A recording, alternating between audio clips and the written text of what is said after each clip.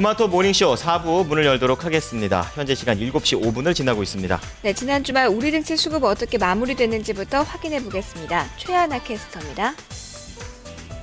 네, 지난 금요일 양대 지수는 엇갈리면서 마감을 했습니다. 코스피는 키프로스타 악재 영향을 받았습니다. 1950선을 이탈했는데요. 1948선까지 밀려나는 모습이 포착이 됐습니다.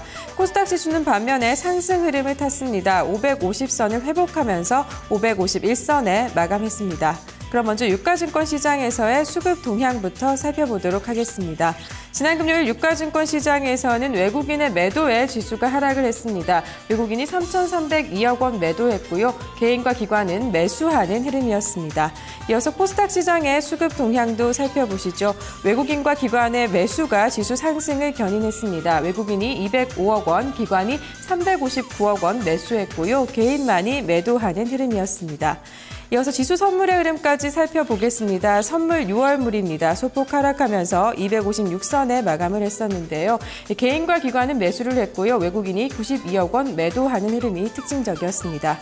네, 이렇게 장이 마감된 가운데 외국인과 기관은 어떤 종목 중심적으로 매매했었는지 순매수 그리고 순매도 상위 종목 보도록 하겠습니다. 먼저 외국인의 순매수 상위 종목입니다. 1위에는 LG전자가 랭크가 됐는데요. 잠시 후 특징적으로 살펴보겠습니다.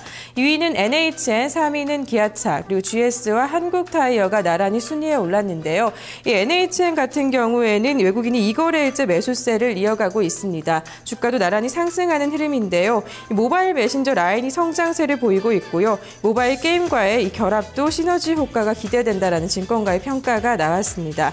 5위에는 한국타이어가 랭크가 됐었는데요. 외국인이 5거래일째 매수세 유입하고 있습니다. 지난 금요일에는 1.99%대 상승하는 흐름을 탔는데요. 이 주총에서 중국과 인도네시아 신공장을 안정화시키면서 앞으로 신규 설립을 늘리는 등 양적 성장에 확대하겠다라는 전망을 밝히면서 상승세를 이어갔습니다. 이어서 기관의 순매수 상위 종목도 보겠습니다. 1위는 삼성전자가 차지를 했고요. 3위에는 NC소프트, 4위는 현대차, 5위에는 현대모비스가 이름을 올렸습니다.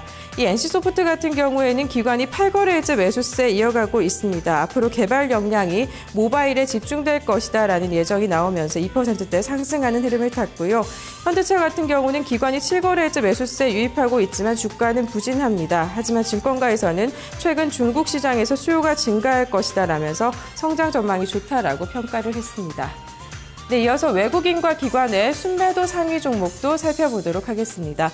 먼저 외국인의 순매도 상위 종목입니다. 1위는 삼성전자가 차지를 했습니다. 삼성전자는 외국인의 매도세가 7거래일째 이어지고 있습니다. 기관은 매수하는 것과 대조적인데요. 지난 금요일에는 0.1%대 조정을 받았습니다. 네, 3위는 현대모비스, 4위는 현대차, 5위에는 SK가 이름을 올렸고요. 이어서 기관의 순매도 상위 종목도 보겠습니다. 2위에는 신한지주가 올랐습니다. 3위는 KT, LG전자, 그리고 현대글로비스 순으로 랭크가 됐는데요. 이 신한지주 같은 경우는 외국인이 4거래일째, 그리고 기관은 또 매도로 전환하는 흐름이 특징적이었습니다. 주가가 10거래일째 하락하는 모습이 좀 특징적인데요. 이 금융주가 최근 부진하고 또 전산망 마비 사태 등의 여파를 받은 것으로 보입니다. KT는 잠시 후 특징적으로 보겠고요. 현대글로비스 같은 경우도 기관의 매도 공세가 돋보입니다. 13거래일째 매도세 이어가고 있는데요. 실적 악화 때문에 이 우려의 장중 52주 신저가를 지난 금요일에는 기록하기도 했었습니다. 네, 이 가운데 외국인과 기관의 순매수 특징주부터 다시 살펴보도록 하겠습니다. 순매수 특징주는 LG전자가 차지를 했습니다. 외국인의 매수 1위를 차지했던 종목이기도 한데요. 주가 흐름부터 체크해 보도록 하겠습니다. 네, LG전자의 주가 흐름 보겠습니다. LG전자가 연일 상승 흐름을 이어가고 있는데요. 지난 금요일에는 1.51% 오르면서 89,000원에 마감하는 모습을 볼 수가 있었습니다. 네, 증권가에서는 LG전자에 대해서 상당히 긍정적으로 평가를 하고 있습니다. 최근에 1분기에 스마트폰 출하량이 1,000만 대를 달성할 것이다라는 전망을 내놨고요. 글로벌 3위로서의 입지를 굳건히 할 것이다라는 긍정적인 평가까지 내놨습니다. 영업이익도 증가할 것이다라는 전망과 함께 2분기에는 외형 성장도 돋보인다라고 긍정적인 평가를 연일 내놓고 있는 모습입니다. 이어서 외국인과 기관의 순매도 특징주도 살펴보겠습니다. 순매도 특징주는 KT입니다.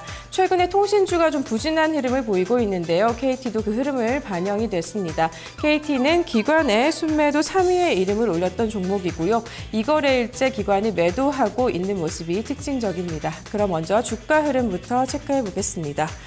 네, KT의 주가 흐름 보겠습니다. 최근 통신주 부진한 흐름을 타서 2.52%대 내리면서 34,850원의 거래를 마감하는 모습이 특징적이었습니다. 이 SK텔레콤에서 고객끼리 무제한으로 통화를 할 수 있는 요금제가 출시가 되면서 이 경쟁 기업들의 이제 영향을 받았습니다. 경쟁 기업들도 경쟁 상품을 출시해야 된다는 압박과 이에 따라서 실적이 악화될 것이다라는 증권가의 전망이 나오고 있는데요.